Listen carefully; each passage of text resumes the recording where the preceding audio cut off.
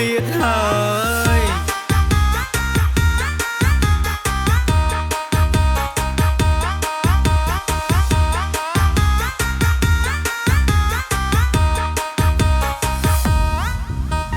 ឆ្ងល់អីយ៉ាងនេះគេបោកតែរឿងស្នេហា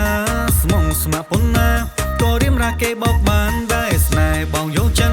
ដំបងផ្អែមដូចស្ករតាំងម៉ែមិនដល់មួយខែគេប្រែធ្វើដូចមិនដឹងអើយ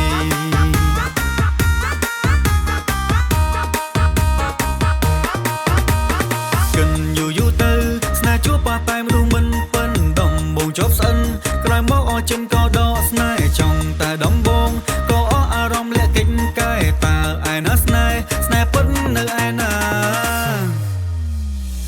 អ្វីឲ្យដៃឬខ្ញុំនឹកកន្លោះឲ្យថែមទាំងស្មោះស្ម័គ្រនឹងស្នេហាខ្ញុំមានតែមួយកុំបោកចិត្តណាសូមអូនមេត្តាអ្វីខំស្នេហ៍មិនប្រែថាមិនដឹងបានស្គាល់គ្នាហើយមិនក៏បោកចិត្តអញ្ចឹងឬក៏ប្រលឹងគ្រាន់តែញ៉ៃចោលគេបោក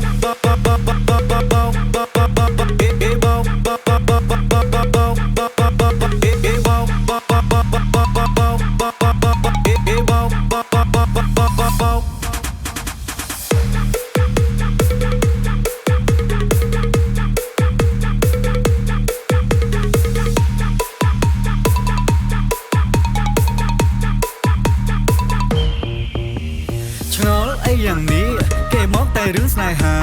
ស្មោះស្ម័គ្រប៉ុណ្ណាក៏រៀមណាគេមកបានដែរស្នេហ៍បងយកចិនដំបងផ្អែមដូចស្ករតាំងម៉ែមិនដល់មួយខែគេប្រែធ្វើដូចមិនដឹងអើយ